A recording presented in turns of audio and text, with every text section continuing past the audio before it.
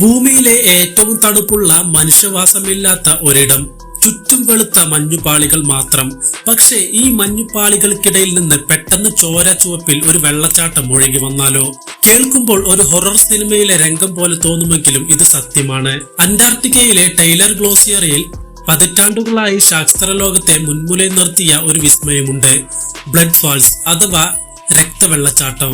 1911 Australian ഭൗമശാസ്ത്രജ്ഞനായ Griffith Taylor ഈ അത്ഭുതം ആദ്യമായി ലോകത്തിന് മുന്നിൽ എത്തിക്കുന്നത്.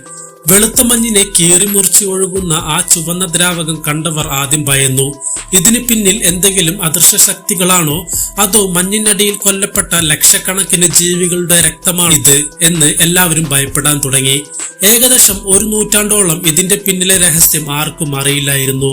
എന്നാൽ സത്യം ഇതിനേക്കാൾ വിചിത്രമാണ്. ഈ മഞ്ഞുപാളികൾക്ക് താഴെ ഏകദേശം 15 ലക്ഷം വർഷങ്ങളായി പുറംലോകവുമായി ബന്ധമില്ലാത്ത ഒരു തടാകമുണ്ട്. സൂര്യപ്രകാശമോ ഓക്സിജനോ പോലും എത്താത്ത ഒരിടം.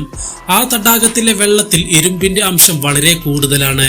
ഈ ഇരുമ്പ് കലർന്ന വെള്ളം മഞ്ഞുപാളികൾക്കിടയിലൂടെ പുറത്തേക്ക് വരികയും വായുവിലെ ഓക്സിജനുമായി സമ്പർക്കത്തിൽ വരികയും ചെയ്യുമ്പോൾ അത് തുരുമ്പായി മാറുന്നു. ആ തുരുമ്പാണ് വെള്ളത്തിന് ഈ രക്തനിറം നൽകുന്നത്. പക്ഷെ കഥ അവിടെയും തീരുന്നില്ല. കൊടും തണുപ്പിലും ഓക്സിജൻ ഇല്ലാത്ത അവസ്ഥയിലും ഈ തടാകത്തിനുള്ളിൽ ലക്ഷക്കണക്കിന് വർഷങ്ങളായി ജീവിക്കുന്ന ചില ബാക്ടീരിയകളെ ശാസ്ത്രജ്ഞർ കണ്ടെത്തി.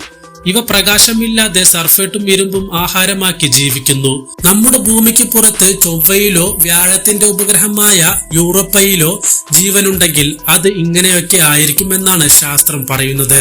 പ്രകൃതിയുടെ ഈ വിസ്മയം ഇന്നും ഒരു അത്ഭുതമായി തുടരുന്നു. മഞ്ഞിലെ ഈ രക്തപ്രവാഹത്തെ കുറിച്ച് നിങ്ങൾ എന്ത് കരുതുന്നു? കമന്റ് ചെയ്യൂ. ഇതേപോലുള്ള നിഗൂഢമായ കാര്യങ്ങൾ അറിയാൻ ദി അക്ബർ ടോക്ക് സബ്സ്ക്രൈബ് ചെയ്യാൻ മറക്കരുത്.